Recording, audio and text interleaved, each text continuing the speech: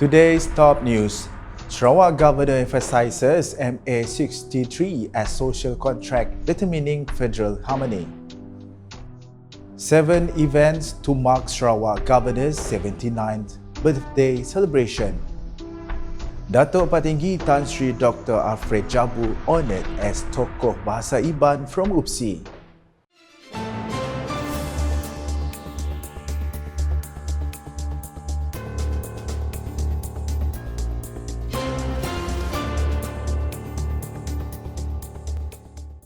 Assalamualaikum, good evening. Sarawak Governor Tun Pehin Sri Dr. Wan Junaidi Tuanku Jaafar has asserted that the Malaysia Agreement 1963 MA63 is the most important social contract for maintaining the harmony and stability of the Malaysian Federation.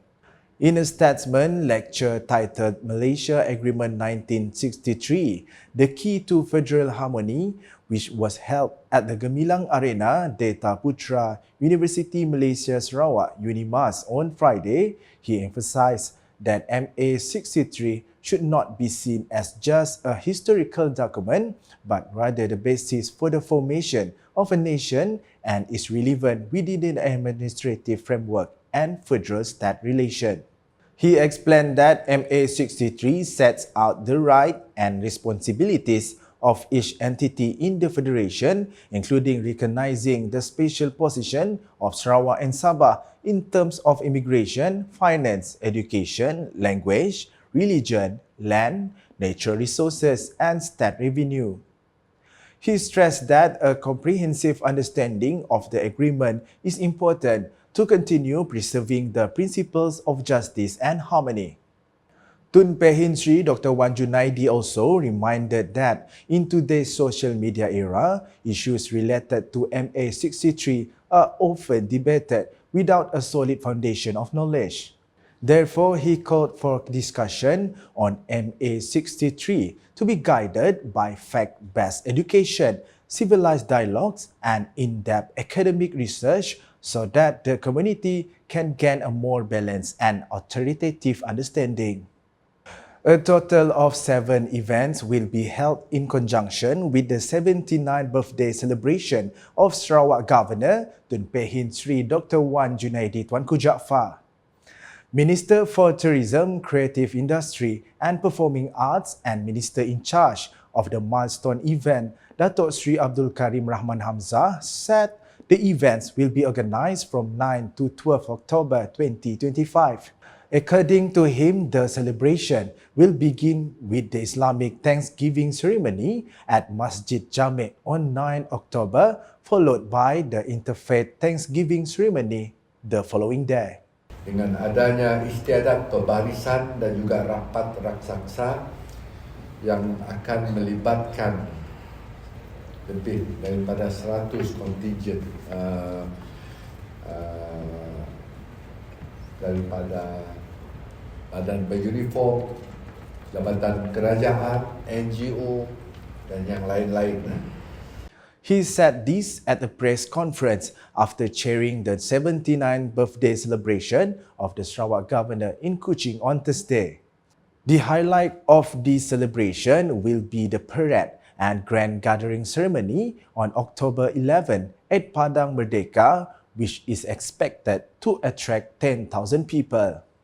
Meanwhile, the Sarawak Award ceremony will be held immediately after the parade and grand gathering ceremony.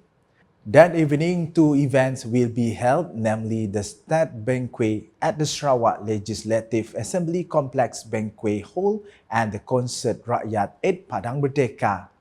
During the State Banquet at the Sarawak Legislative Assembly Complex Banquet Hall, a Concert Rakyat will be held at Padang Merdeka from 8 p.m. until midnight with entertainment performances by renowned artists from Sarawak and also from Peninsular Malaysia. On the final day of the celebration, which is October 12, a tea reception will be held at 10:30 a.m. Also expected to be present at this event is the Sarawak Premier, Datuk Patinggi Tan Sri Dr. Abang Abdul Rahman Zohari Tun Datuk Abang Openg. The former Deputy Chief Minister of Sarawak, Datuk Patinggi Tan Sri Dr. Alfred Jabu Numpang, currently serving as the Sarawak Science Research Advisor, has received the Iban Language Figurehead Award from the Sultan Idris University of Education, UPSI.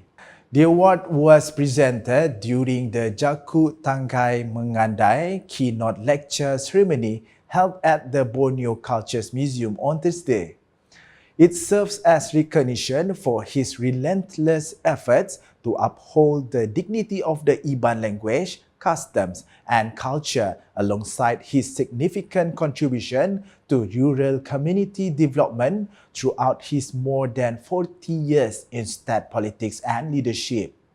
The ceremony was officiated by the Minister in the Premier's Department, Datuk Sri John Sikitayai.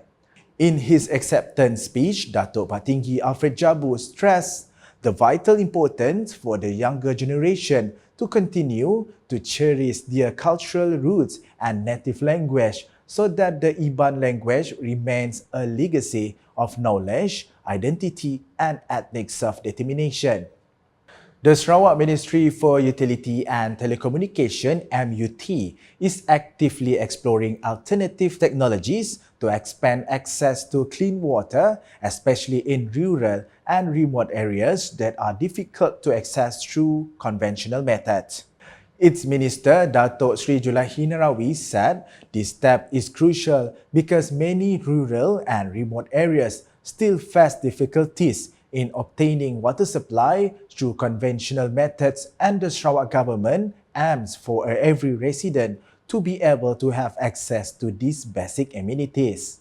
What is important here is how best could we manage our water resources, how best could we meet the demand from our customers. Because Sarawak need to, we have water supply in the urban areas, but there are areas which are inaccessible.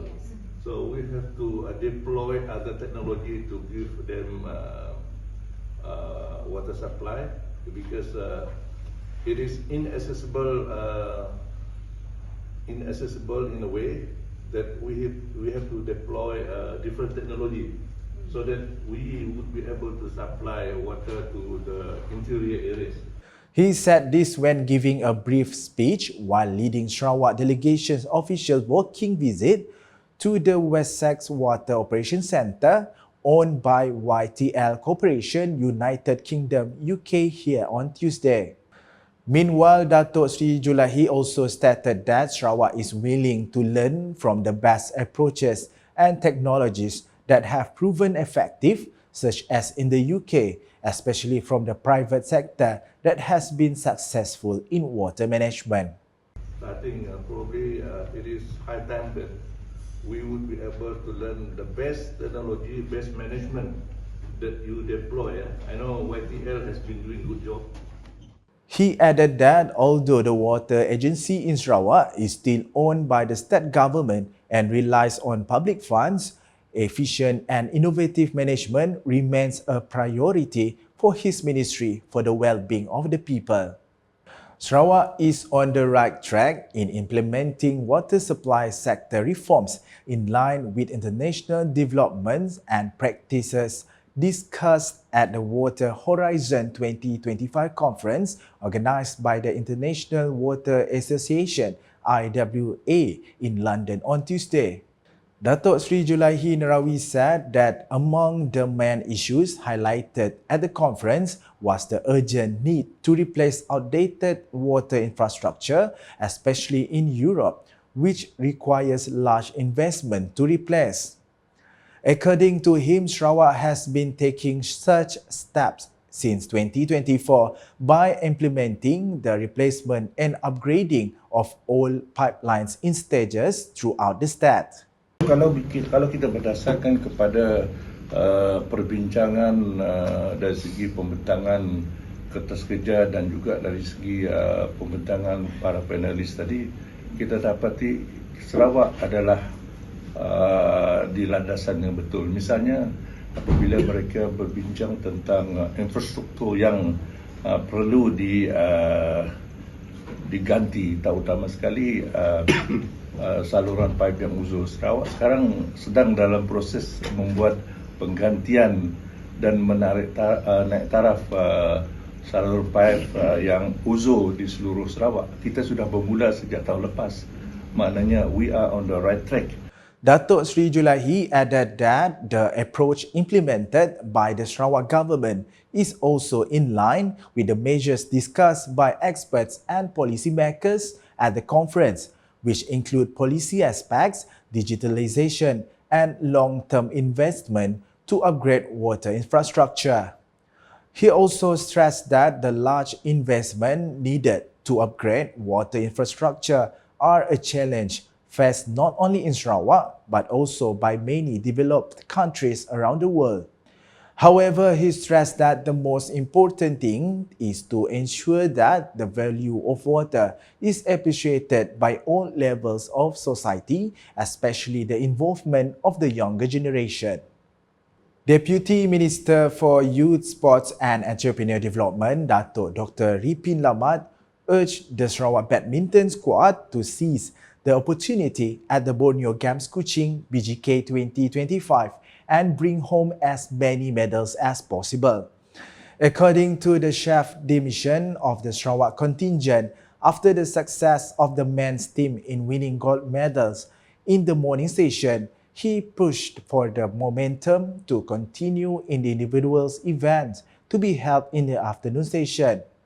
He is also confident that the Games are not only a field of fierce competition but also a crucial platform in preparation for the 2026 Malaysia Games Sukma and 2027 SEA Games. At the same time, Datuk Dr. Ripin expressed his belief that Sarawak as the host contingent could shine in various other events throughout the second day of the competition. As of 25 September, Sarawak dominates the medal standings with 47 medals in total, with 16 gold, 19 silver, and 12 bronze.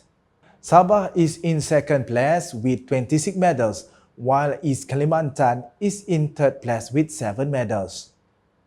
And that's the English edition with me, Fida'iy Hannan. More news can be found in our official portal ukas.sarawak.gov.my and social media platforms, including Facebook and YouTube. We round up tonight's UKAS Bulletin with scenes from the second day of the Borneo Games Kuching 2025. #Saluran Informasi Rakyat. Have a good night.